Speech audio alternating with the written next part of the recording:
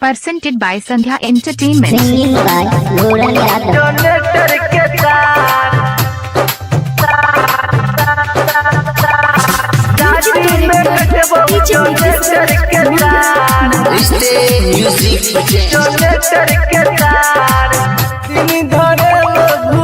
जबही की गए गलो मट कोरबा बदल जबही की गए गलो मट कोरबा बदल जबही की गए दिन धरे लो भूला जबही की गए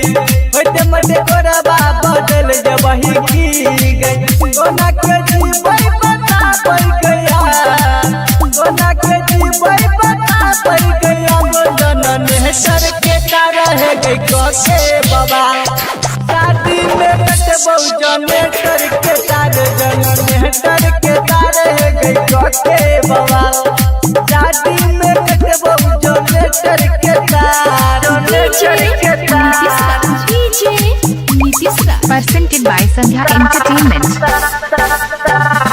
शादी में कट बहुजने करके तारे करके तारे सोना तू हमरा कहै चलही गे जान हमरा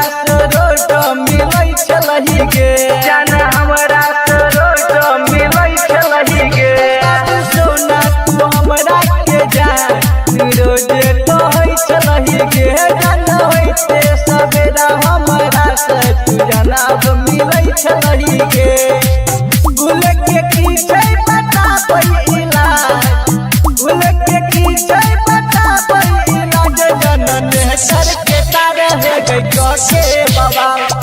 शादी में कट बहुजने करके तारे जनन करके तारे गई के बाबा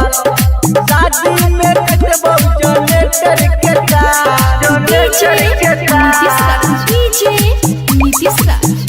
Presented by Sandhya Entertainment. शादी में कट बहुजने करके गलती के बदला चुके बही तुगे याद बगुरन के भूल बही की गे याद बगुरन के भूल बही की गे